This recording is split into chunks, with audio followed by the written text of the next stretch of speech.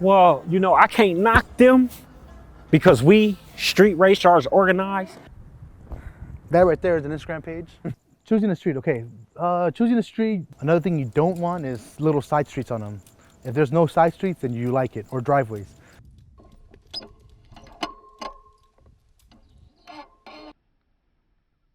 Should I use my first name with that, or just leave it as just Instagram name?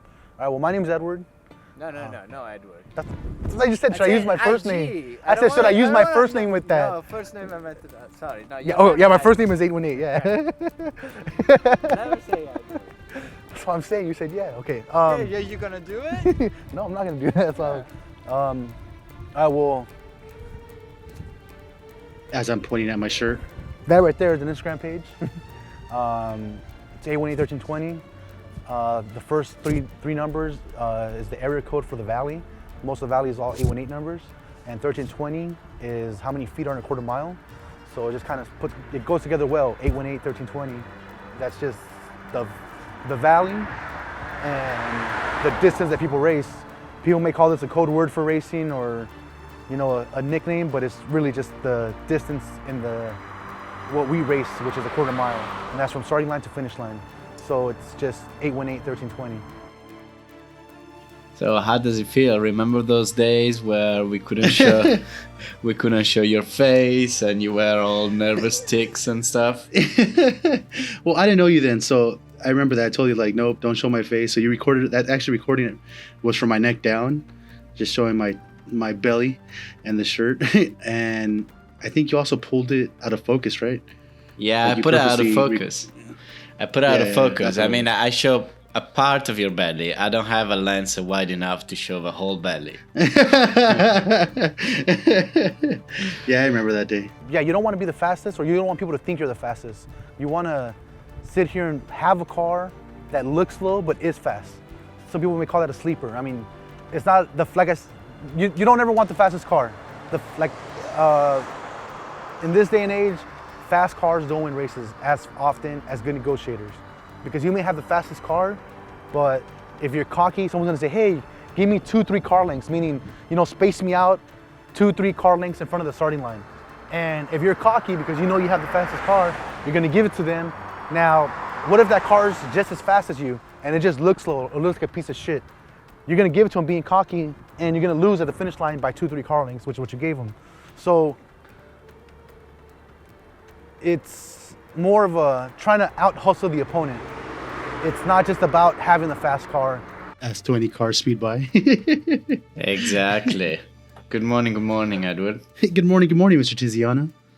So I thought today we're gonna do something different. There is no script. Finally, shit. Yeah, but we want to bring a special guest on, and because today's subject is you. Okay. I wanted to give context to your persona and why I decided to interview you at the time. I find you quite a peculiar person in the scene, and really I should just play that interview and just be done with this podcast, because you explain pretty eloquently what we tried to explain for the last 5 podcasts. This is episode number 5. Yeah, that was the first time you interviewed me, and listening to it right now, I was talking pretty quick. You were talking pretty quick, but you were very concise. And I have this theory about a first interview. It's when the subject doesn't quite know you, and so he wants to impress you because he doesn't know if he's gonna have a second opportunity. So once he decides to do that interview, he just wants to give his best. And often I go back to the first interview, which in this case is a shame because we did it on a noisy street, and your face doesn't show, which it does show on the other 90% of the footage. But yeah, at the time those were the conditions that you established, and I guaranteed it. I'm a man of my words, and that's how it went. So for today, Tiziano wants to let Valley Private finally know what we're doing. And it's pretty interesting because on Instagram, I have 2 pages, the 818-1321 and then one of my personal one. And on my personal one, I've posted a few times a picture of, the way we're doing this right now. Do I explain how we're doing this or no? Of course. Nothing? Go ahead. Okay, so we're doing this through a video chat on our computers, and we have, headphones on and a microphone set up. So on my personal Instagram page, I posted a picture, which was of the screen showing Tiziano with his headphones on and his microphone in this image, and then my little head above that showing the conference or the video call. And I had met up with him, was it last week? We went to go eat, and he asked me, he said, hey, I've seen you post that picture multiple times now. What are you guys doing? Or seen you post that multiple times now. What are you guys doing? What are you guys working on? And I was like, oh shit, I didn't prepare for this. What do I say? So I kind of froze for a little bit. And eventually when I responded to him, I was like, oh no, he's just helping me with some video editing. He was like, oh, okay. Like, it was kind of a weird response, but I quickly changed the subject because I really don't want to get too in depth into it and just slip up and say anything. I think Valley Private is smart enough to know what's up. I think what is going to be more difficult for him is that he's not part of it. Yeah, so right now we expect quite a reaction out of him. A backlash, let's say. Yeah, that was the first word that came to mind. I'm gonna think is gonna be, wow, you mother effers, I freaking knew it. Maybe not in those words.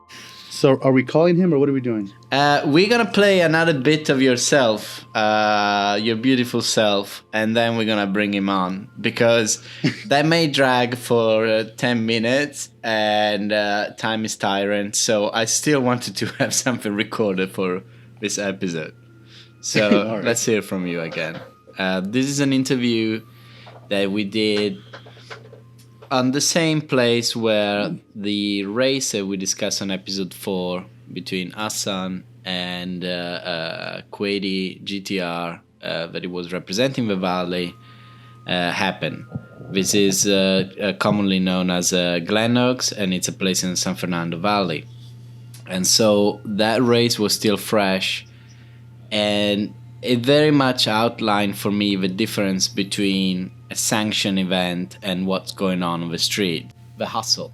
It was basically introduced me to the hustle. What does mean hustle? What's this mean? Like what? If there's two cars where one is faster, there's also a matter of what street you're racing on. Each street's gonna be different. Some streets look like this, very little rubber. Other streets have very thick rubber. And there's other streets that have literally no rubber. If it's someone that's out of the area, it's easier to hustle them like that. Most rear-wheel drive cars, you're gonna need some sort of rubber. I mean, if you race out the rubber, if you get spaced out too far up, or if you start too far behind where there is no rubber, then you're gonna go ahead and spin. I mean, if you don't prep that street right, you're gonna spin all day. And like I said, if you're out of the area and you don't know the streets, and I know your car needs that rubber, I'm gonna take you to a street that doesn't have rubber, because that's just how it is. I mean, it's just you want to get to the finish line before your opponent. Simple as that. I don't care how fast you go there, you just want to get there before him. So if he stays there spinning and top end's going to be catching up very fast, you want a short street, or you want a street where he's going to spin all day. I mean, traction is everything. Some cars may have less horsepower, but hook and go, meaning they have full traction, they take off without spinning at all, while other cars that have 700 horsepower, they're going to sit here spinning. They're going to stay here going left and right, and never going to catch up. Do you think that Glen Oaks was chosen because your car was four-wheel drive? It didn't need much prepping. Is that the logic behind a four-wheel drive going against another four-wheel drive? To a certain extent, it don't matter. I mean, you still can't go down a very bad road. I mean, you can go down a road that has very little rubber, and both cars should do fine. But of course, there's always going to be those high horsepower all-wheel drive cars that still need rubber. For the race that we talked about last was Hassan versus the GTR. Both cars that street was perfect for them. Neither one of them spun out or anything. Why is also important not to waste the time prepping the street? What does it mean, prepping the street? So prepping the street is where they spray some sort of liquid on the floor, and everyone has their own recipe for it. Pretty much makes the road sticky. That's the best way to put it. And Sometimes it's time consuming. When you're street racing, you want to get in and out as fast as you can because you have a small window. Well, you never know how big your window is. So if you assume it's small, you want to get in and out before the cops show up, obviously. The eternal debate is this: will this ever stop? And so, I think in our episode 2 of our podcast, you were more favorable, if there was a possibility of a track, like a non-sanctioned track, something like we would discuss, like Terminal Island. And let's hear what you said in 2016. People often argue that opening tracks nearby might stop the street racing.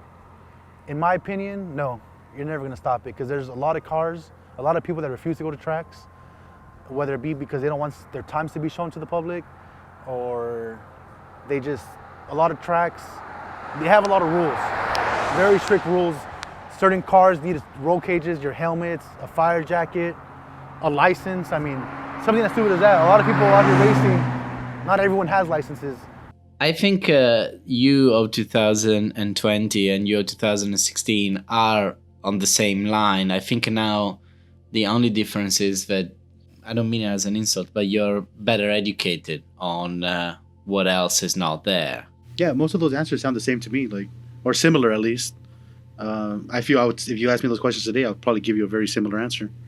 Well, for everyone who wants to hear what Edward thinks in 2020, should go back to episode 2. Well, if they're on episode 5, I'm pretty sure they listen to episode 2. Well, not necessarily. Maybe like this one grow exponentially and people just picked up from episode 5. But this is very much a podcast that you should listen to episode 1 because it explains a lot of things.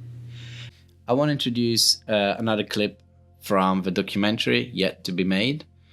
And this clip is called Why Street Racing Is Happening, Choosing a Street.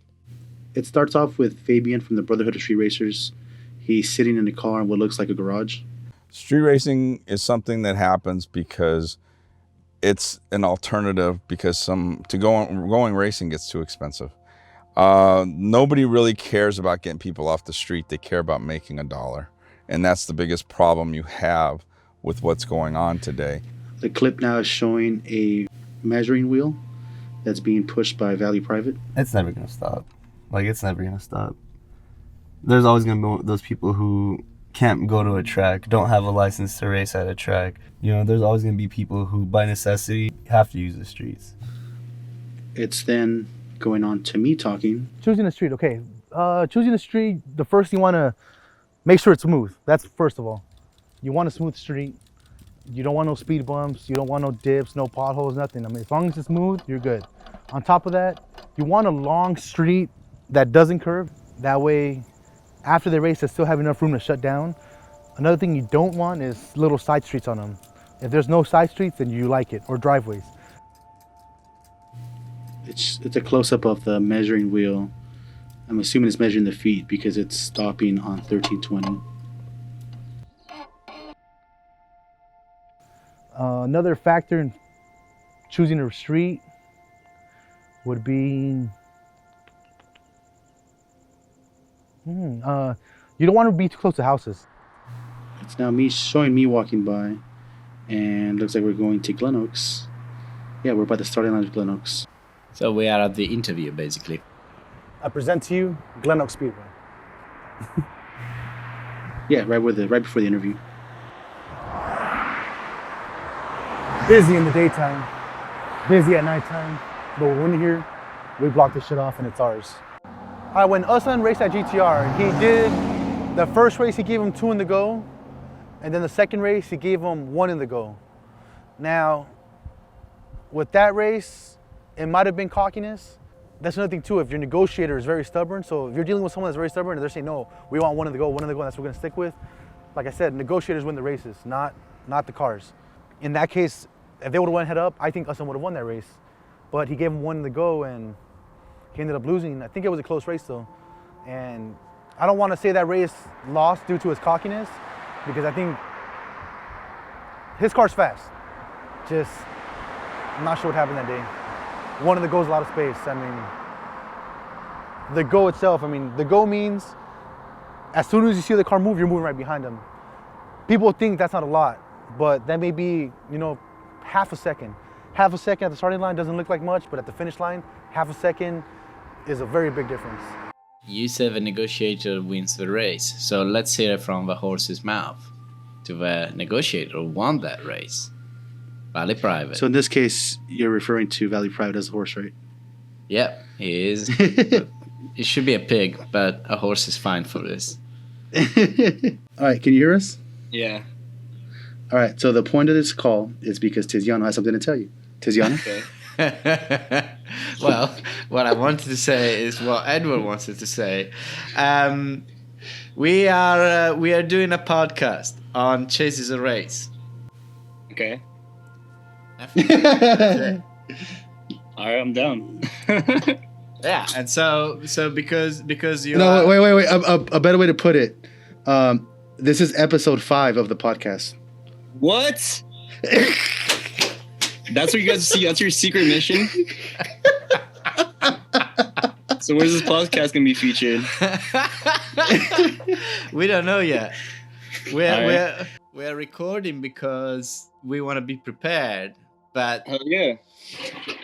because of coronavirus and this and that, we don't know what's gonna happen with documentaries. So we thought that what would be good would be to do a podcast, which is essentially a rundown of a documentary, but also the making of a documentary that it hasn't been made. In so many words, if you hear like episode 1, 2, and 3, and 4, you will understand. Why was I not included in episode 1, 2, 3, or 4? What we understood from 4 episodes is that Edward never takes a side. It's always like sneaky. It's the Switzerland of street racing. Yeah. And that's kind of a situation. Because he's a Switzerland of street racing, he's a good commentator. Whereas like you're a protagonist. You can't be impartial on what's going on. Mhm. So episode 4 was actually about you. We played an interview of 4 years ago and Edward commented. And of course, it's available for you to listen. But we did a good job. Like in our version of street racing, at least, he's like an ambassador, meaning like his relations with every team and most people in the scene are neutral, if not more than neutral. But at the same time, he's the kind of guy that'll hustle you for $20. You know what I mean? But you can't be mad at it because at the end of the day, it's all fun and games. And so like you can't even be mad at him. Street racing, that's another thing too. That's another thing I would always ask for. If I'm negotiating a race, I'm gonna sit here like, okay, you know what? They're offering me a car, I'm gonna say, no, that's okay, I don't want the car. Go ahead and just give me the go. Because right there, I can even hustle them even further. I can get to the starting line, and let's say it's not even me racing. Just recently, we had a 350Z race a truck out from the 805. And the truck was in the left lane, the Z was on the right lane.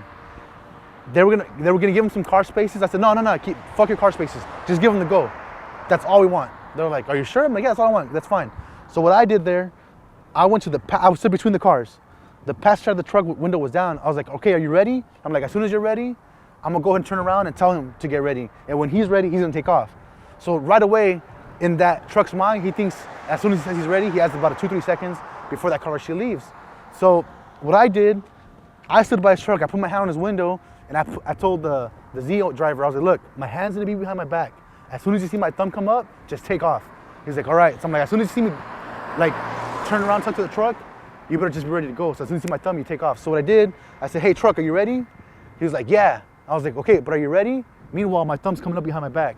I was like, you ready? He's like, yeah. So until he said, yeah, he's looking at me still. The Z takes off. So he's looking at me, looks at the Z like, oh shit. So that gave us about a 2-second head start. That race ended up being very close. Literally, the Z won by 1 car. And if he didn't get that good of a go, if I would have made it so where usually the guy flashes his lights. So when the other guy sees the lights flash, he takes off. So if we would have left it to that, we would have lost that race. It was only for like $200, but you know, that money in your pocket pays for your food or pays for your gas, you know, for 3-4 people. So you all put like $20, $30 each. It's not that much, but if you're doing 2-3 of those a night or maybe 2-3 times a week, hey, that's your gas tank. That's your food. I mean, it adds up. That's not the way you gotta look at it, though. The way you gotta look at it is, look, Edward is the main person. Edward will talk his way or cheat his way out of any gamble he does. And I can tell you that as a fact. So that's the way you gotta look at it. You're gambling. Like, so it's like you're playing poker, bro. Who's bluffing? Who's got the better hand? As far as my role, I mean, like I said, cops may say, Not like I said. I don't Yeah, want no context. Okay, well, I don't want to say. Yeah, but just don't say like I said, because otherwise, like you're implying that you said something else before. and I don't know how you like know. I said. Okay, yeah, Yeah, I see what don't you say mean. like I Okay, said. okay. So as far as me, my role, I mean, some cops or some people would say that I ran the meets. That's their opinion. I never ran nothing. That's what I say. That's what I'm gonna stick to. But they say I used to run and organize them. You know, and if that was the case, I mean, that's, like I said, that's their opinion. Eventually, you know, someone were to do that, they would, if someone did run the meet, they might have just backed away, thinking something might happen, an accident or something. So now, like I said, I had a strong influence on the meets. I'll say that. They would ask me, hey, where should we go next? And I'll be like, look, what I would do is this. And they're like, okay, cool. And then they go ahead and do it. He's basically saying he started by being running the meets, and then he decided, or some people may say that, and then he decided to stop, and someone else needed to step in. And my understanding is that that person was you. So basically, like, he had a lot of influence already. You know what I mean? When you came out from your troubles with the law, like, did you find the situation that it was changed? Or like, when did you stop the meets? When you got arrested? Or at a certain point, like Edward, you decided, okay, let's let everyone else take over? We stopped the meets actually just before I even got arrested. We were trying to stop it just because things were getting kind of crazy. And as far as cops and all that, and like it got to the point where it's almost like there was like two sides of street racing, and it's a lot more clear to me now than it was back then, because it's like there was a more serious side, and like you're doing it for fun kind of side. You know what I mean? And those sides didn't mix well, because one side would blame the other for like the reason why the streets were so hot, and then like it just kind of got crazy. Everyone just kind of wanted to do their own thing and have their own meets, and just there was no order, and that's what kind of fucked it up. So when I realized that, it was already too late, though, obviously. All good things come to an end. I mean, you got to learn to back away at the right time, especially the way it was going during that time. That was what, 3 or 4 years ago, maybe 5 years ago. The crowds were big. If on Instagram, 818-1320, hey, meet tonight, you would see it. The parking lot would get full. Like, you'd see 300, 400, 500 cars sometimes. And it would come straight here, since it was the closest spot to where we meet up at the North Hollywood Theater, the Theater Theater. And this street would be so packed, all the way on the right, all on the left, cars behind us. I mean, the meets were too packed. And I knew that the crowds that was drawing was younger and younger. And at that time, that's when summertime was coming around. Summertime is good and bad. The meets get big with more people that are just fresh out of high school, and they're bringing their mom and dad's cars. Fucking, you see minivans out here, you see a bunch of different cars. You know, sometimes these dads have these brand new Mercedes that the kids think are very fast, and they think, oh, you know what? I'm gonna go to street race, try to make some money. Little do they know that car they're bringing out has too much power for the street. They're gonna spin all day. Meanwhile, they're looking at our cars, whether it be a Trans Am on tire or a Camaro on tire. To them, they don't know what they're looking at. Little do they know that car's gonna get to that finish line before they do. The crowds are huge, that's for sure. Like, I would say easily it was getting upwards of 200 to 300 people sometimes, like, no problem. And like, well, that's cars, not even people, because some people were even packing cars with like 5 people in it. You know what I mean? And like, it just started getting so ridiculous. It was getting to the point where you couldn't even fit people at the starting line anymore. And that's the reason why people were piled going down the lane. But yeah, I would agree. It definitely, not 500, but like definitely up there. I wanted to introduce another side of the community, because I believe, like, the moment you park your car, you can go either way. You can step your thing and do, let's say, hood rat shit, like that it goes from burnout, or go street racing, or you can just basically do negative camber and just park and chill. Well, you know, I can't knock them because we street racers organized. Light to light, it shouldn't be called street racing because the heat comes down on us. Like, people just come up to a light, they got 5 people in the car, they in the Vet, they in the Mustang, revving their cars, and they race. That's not considered the racing we do, and on the freeway, the road racing and all that. Ours is more organized. So we heard from Pooh that he was describing how the scene within itself is organized. Within itself, it's a whole different groups of communities all in the car scene, and some of them hate each other. Most of them hate the street racing. They say it's ruining for everybody, but fuck them. Technically, yes, it is something illegal. But if you really think about anything that puts a smile on your face, especially in America, is illegal. The sad part is that you have the people that are trying to make the scene represented a little bit better, and then you have the people that love to just fuck it up and represent it in an improper way. The realistic point of view is that this isn't Fast and Furious. Just so happens we have a modified car that expresses our self-individuality, and we like to get together and show it off for one night. The difference between me and the others is that we like to keep it peaceful. I like to keep it peaceful. I like to keep it fun. I like to keep it really calm. And we're not really here to say fuck the police and bring all this dramatic technical bullshit into it. We just literally want to park, show off our nice clean car, which I hope it would be clean, and then go home at the end of the night. Los Angeles coming down. Of course, Orange County locals, they're coming out. And then even people as far as Nevada, Mexico, coming over here. So it was really like long awaited, long overdue for a Krispy Kreme Tuesday. The reason why I don't consider myself the organizer is because this is a gathering of individuals. Everyone here is expressing themselves individually, and I cannot drive 2,000 to 3,000 cars into this parking lot by myself single-handedly. So it truly is just a gathering of individuals. Without them, there's no me. It's happening. Probably about, I want to say at least 3,000 cars in this area right now. It's pretty nuts. Traffic is running, I wouldn't doubt there's probably 2 hours worth of traffic right now just to get in here. So far, not many big troublemakers. Had a little bit of revs and maybe a burnout here and there, but nothing enough where people didn't say, get the hell out of here. They pretty much left. The car community really came pretty hard on this one. The meet did start in 07, and in 08, we had a really bad recession. So businesses were more than happy to actually let people come in, gather, and spend tons of money at their business. The next person that does it, I'll go put a donut and I'll just put it right in their windshield. All right, so let's see. What? You want to see it? Throw that.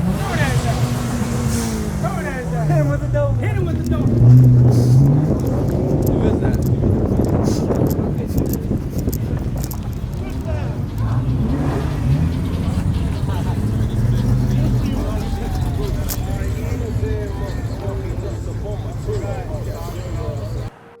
So it's actually very complex because within the car community, you have a mildly illegal side, which is loitering, I believe. Correct me if I'm wrong, but it's basically what Krispy Kreme does. So taking over a car park just to park and chill, which is being private property, that's illegal in itself. Then you have the organized street racers. And then you have the guys that wreak havoc, which are like the takeovers. And so you can see that within the different shades of illegality, it's actually a really complicated coexistence. Yeah, it's like lions and hyenas. Do you have any sympathy for people who just wants to park and chill? if you just want to park your car and you just want to hang out next to your car and eat some fucking donuts, like that's all on you. Like I'll come out and I'll eat some donuts with you and hang out. But when it comes to what we're gonna do after all that, like we're gonna go have some fun. And if you want to join us, join us. And if not, then fuck off. Right. And so I think that's exactly what happened. So this guy, which it's a lovely guy to me, but he has beef mainly with Edward, because I think he identifies Edward as the problem in the valley. Little does he know that actually Edward is not necessarily an instigator. It's somebody that is happy that street racing is happening, right? It's not an organizer, right? He probably will step up if nobody organizes, but with if and buts, we don't do history. But what we can do is tell where the two sides of illegality, so park and chill and street racers, came to a grinding halt, 5 years ago. So describe yourself. Do you think you're a nice person? The reason for it is because I hooked up first with Jeremy Lee. Mm-hmm. And I said, I need to know about street racing. And he said, well, I'll give you the Instagram of a bad boy. Give me yours. That's what he told. Okay.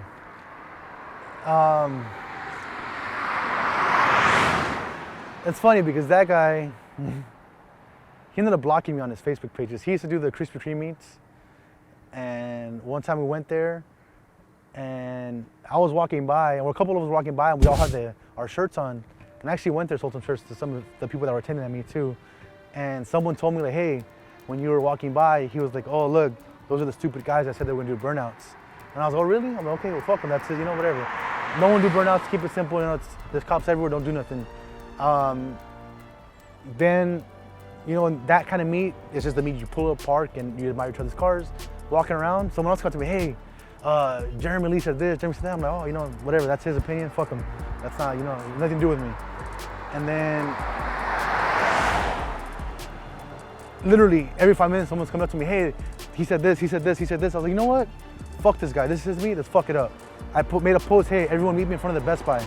I was like, hey, we got in the front of Best Buy, we just stopped the crowd, and I stood there like, hey, hold on, do a burnout. And they were like, oh no, don't do that. I'm like, hey, fuck it, keep going. We stopped car by car. I'm like, hey, do a burnout. Eventually, we got the whole fucking crowd to start doing burnouts. That day at that meet, we had actually planned to meet after that. The whole crowd was there doing burnouts, one at a time. We're in front of the crowd. The cops were about 2 rows away just watching because they couldn't get in, because there was like 200-300 people in a circle, and then cars just coming in. And the cops couldn't get in. We had a helicopter above us. After that, he was talking shit on Facebook. Fuck these 1320 guys.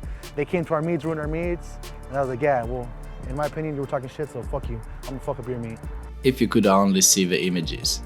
You have a young and slightly puffy Edward directing the crowd with a loudspeaker, megaphone, and he's wrapped in a thick coat of rubber smoke. And it's quite a sight. And a perfect way to end episode 5 of our Chases a Race podcast. Good morning, Edward, and good morning, Valley Private. See you next time. Good morning, Mr. Tiziana. Mr. Valley Private, good morning. All right, guys. Okay, I actually have to go, so yeah, goodbye.